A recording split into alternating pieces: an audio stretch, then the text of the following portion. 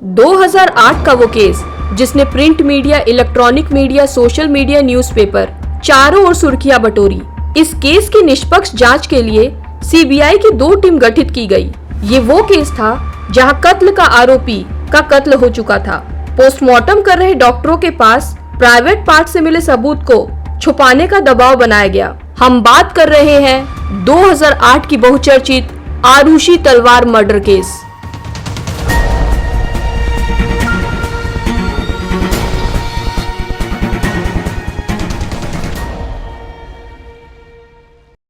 दिसंबर 2010 में सीबीआई की एक मीटिंग हुई। इस मीटिंग के होने का रीजन था 2 साल से अनसॉल्व पड़ा 13 साल की आरुषि तलवार और 56 साल के हेमराज का murder case. Additional SP AGL call, जो इस केस के नए इन्वेस्टिगेटिंग टीम को लीड कर रहे थे, उन्होंने मीटिंग में मौजूद बाकी ऑफिसर्स के साथ अपनी इन्वेस्टिगेशन के रिजल्ट शेयर की। उनकी इन्वेस्टिगेशन के हिसाब से मर्डरर और कोई नहीं बल्कि आरुषि के पिता राजेश तलवार ही थे। उनके अनुसार 15 मई 2008 की रात को राजेश ने अपनी बेटी और घर के नौकर हेमराज को आरुषि के कमरे में एक ऑब्जेक्शनेबल पोजीशन में देख लिया, जिसके बाद राजेश गुस्से से पागल हो गए।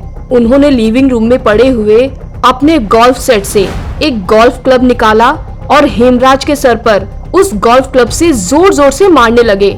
इसी मुठभेड़ में वो गोल्फ क्लब गलती से आरुषि के सर पर भी लग गया।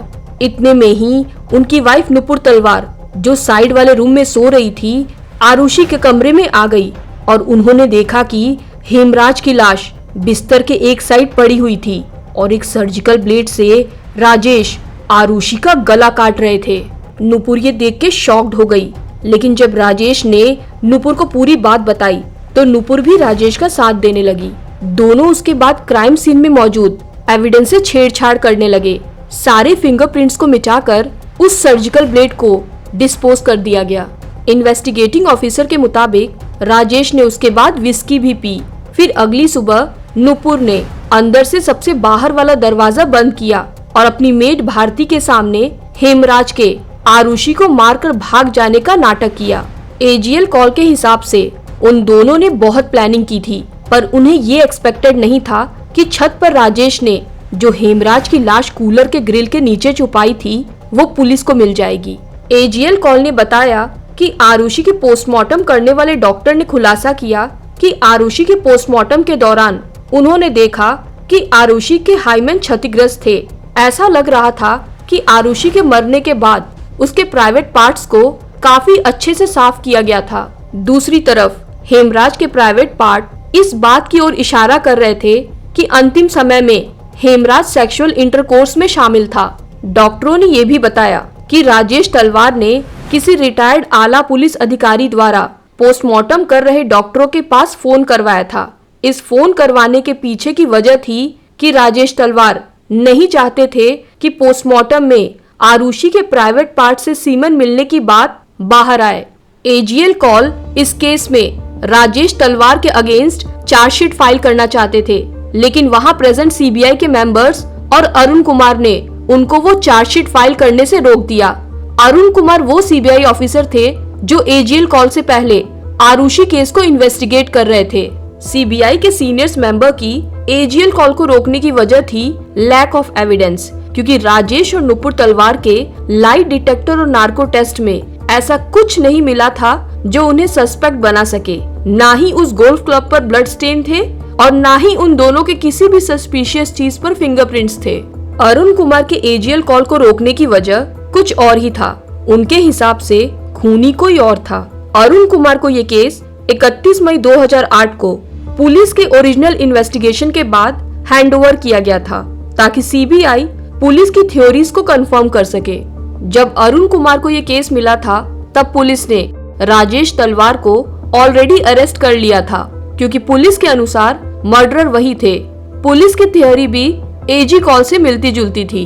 अरुण कुमार ने पुलिस की थ्योरी को रिकन्फर्म करने के लिए सबसे पहले नुपुर और राजेश पर लाई डिटेक्टर और नार्को टेस्ट किए, जिसमें उनके खूनी होने का कोई सबूत नहीं मिला। एक बड़ा सवाल था कि उनके घर के अंदर आकर कोई उनकी बेटी का गला काट गया और उन्हें पता ही नहीं चला ये कैसे पॉसिबल था।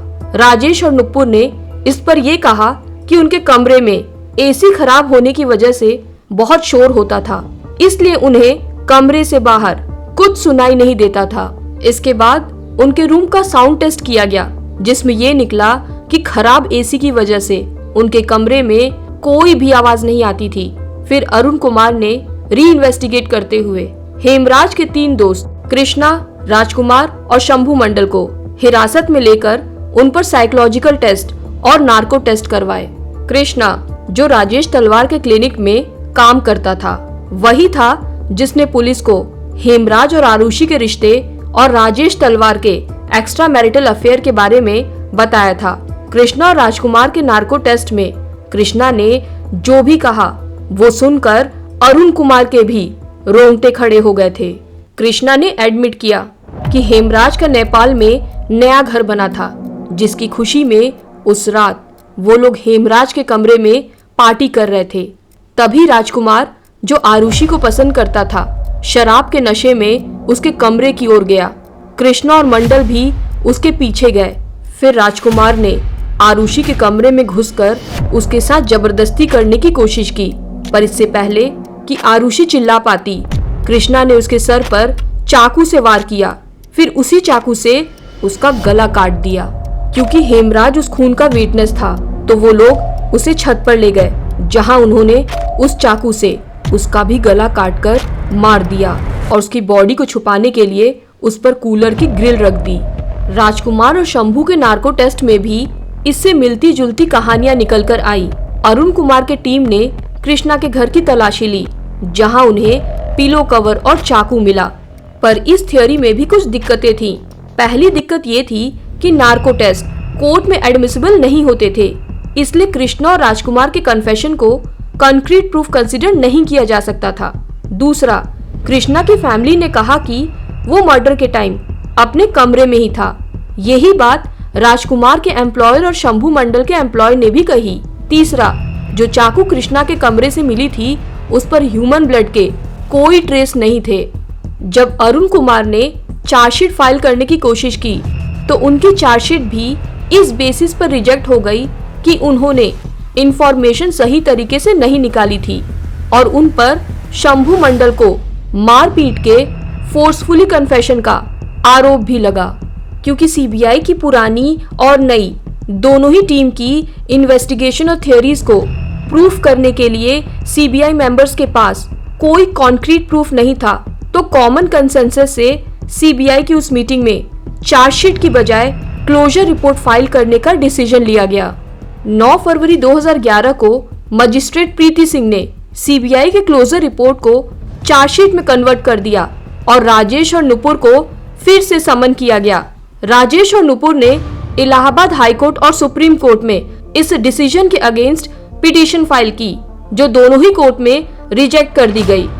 11 मई 2013 को राजेश और नुपुर का ट्रायल शुरू हुआ और 25 नवंबर 2013 को स्पेशल सीबीआई कोर्ट ने उन दोनों को आरुषि और हेमराज के मर्डर में आरोपी करार दिया और उन पर हत्या, सबूत मिटाने, जांच को गुमराह करने तथा गलत एफआईआर दर्ज करने के लिए दोषी मानते हुए 26 नवंबर 2013 को उन्हें लाइफ सेंटेंस यानी उम्र कैद की सजा सुनाई गई।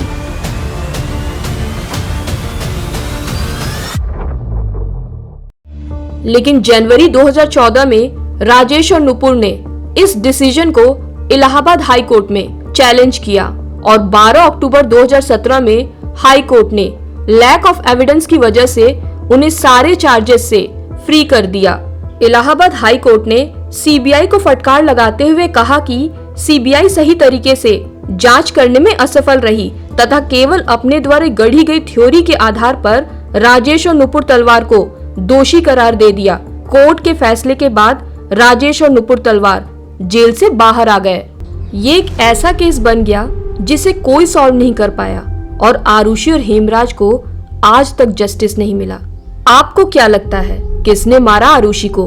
कमेंट्स में हमसे अपना ओपिनियन जरूर शेयर कीजिए और ऐसे ही इंटरेस्टिंग क्राइम स्टोरीज के लिए हमारे चैनल डार्क स्टोरी 027 को अभी सब्सक्राइब करिए।